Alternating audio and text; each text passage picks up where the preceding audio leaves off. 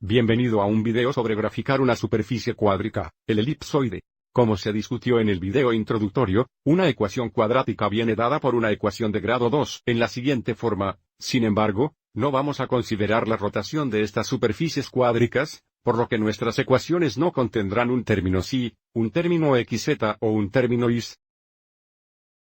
Y este video se enfocará solo en cómo graficar un elipsoide. El grado y el signo de los términos de grado 2, así como los términos que están presentes, nos ayudan a determinar cuál de las 6 superficies cuadráticas se da. Ahora, para graficar una superficie cuadrática, a menudo es útil para graficar las trazas y, x, z e is, que es donde la superficie se cruza con cada uno de estos tres planos. Y a veces puede no haber rastros en el plano dado, pero si hacemos un trazado paralelo al plano dado, generalmente lo habrá.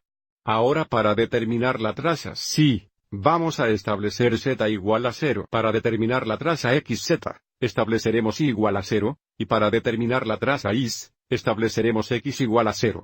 Así que aquí está la forma de un elipsoide. Observe que los tres términos cuadrados están presentes, todos son positivos cuando la ecuación es igual a 1. Así que vamos a seguir y ver un ejemplo en el que determinamos cada uno de los tres rastros. Entonces, si queremos determinar la traza psi, vamos a establecer z igual a 0, lo que nos dará la ecuación x al cuadrado sobre 16 más y al cuadrado sobre 25.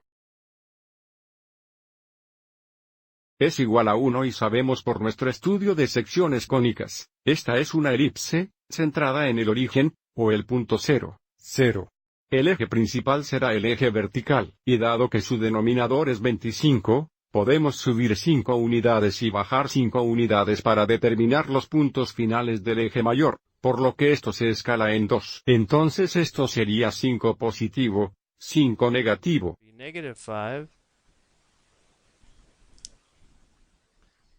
Entonces esos serán los puntos finales del eje mayor. Y el eje menor será de 4 unidades a la izquierda, y 4 unidades a la derecha del origen, así que aquí hay 4. Y aquí hay 4 negativos. Estos son los puntos finales del eje menor, por lo que la traza psi sería la elipse que pasa por estos 4 puntos, luciendo algo como esto a continuación. Para determinar la traza xz, estableceremos y, la variable que falta, igual a 0, de modo que nos dará x al cuadrado sobre 16 más z al cuadrado sobre 4 es igual a 1. Así que ahora vamos a llamar a esto el eje x, este es el eje z, y tenemos otra elipse. Ahora el eje mayor será horizontal con una longitud de 8. Así que desde el origen iremos 4 unidades a la derecha, 4 unidades a la izquierda, nuevamente esto se escala por 2.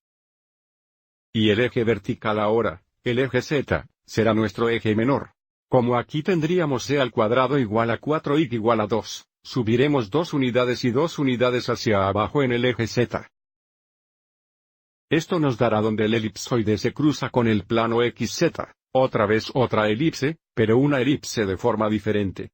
Y luego, por último, para determinar la traza is, estableceremos x igual a 0. Por lo que tenemos y al cuadrado sobre 25 más z al cuadrado sobre 4 es igual a 1.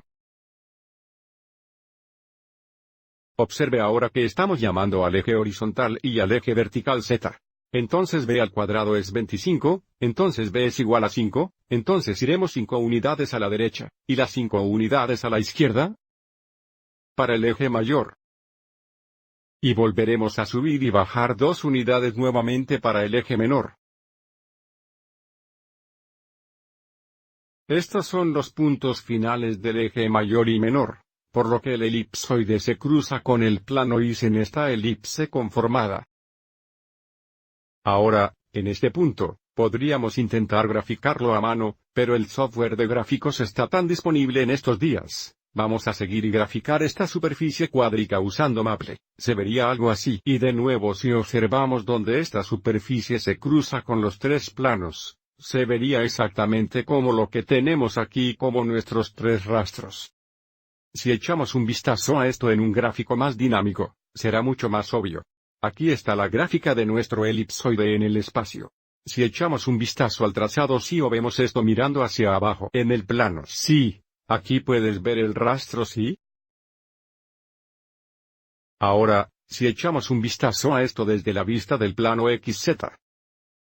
Como vemos aquí, podemos ver nuestro rastro XZ, la elipse aquí. Here,